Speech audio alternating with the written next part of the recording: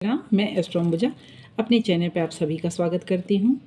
मेरे सारे सब्सक्राइबर्स को बहुत बहुत थैंक यू जो मेरे चैनल को सब्सक्राइब किए हुए हैं और जो मेरे वीडियोस को लाइक कर रहे हैं, शेयर कर रहे हैं, कमेंट कर रहे हैं, उनका हृदय से आभार। आज हम बात करेंगे रिलेशनशिप काउंसलिंग की। रिलेशनशिप काउंसलिंग की ज़रूरत किसे पड़ती है, आज हम इस पर चर्चा करेंगे। कुछ हम टेक्निकल टर्म्स यूज़ कर सकते हैं, तो अगर आपको नहीं समझ में आए तो प्लीज़ आप कमेंट में पूछ सकते हैं।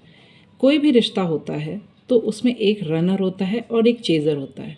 मीन्स एक है जो रिश्ते को निभा रहा है और दूसरा जो उस रिश्ते में है वो उस रिश्ते से लाभान्वित तो है, किंतु उस रिश्ते को निभाने के लिए कोई विशेष प्रयत्न नहीं कर रहा।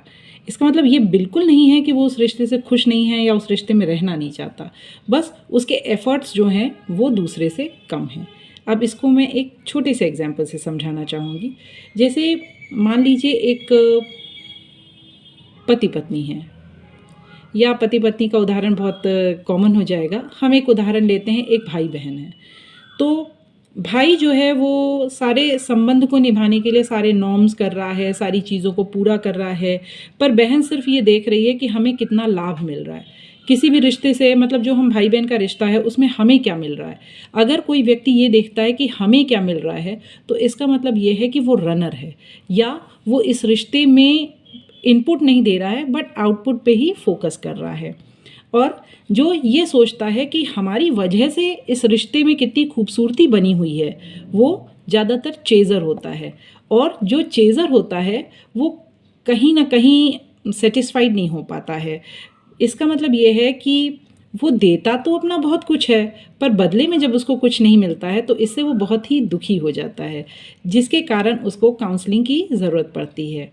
अब ज़रूरत तो ये चेज़र को भी पड़ सकती है और रनर को भी पड़ सकती है, पर ज़्यादातर ये देखा गया है कि चेज़र ही काउंसलर्स तक पहुंचते हैं।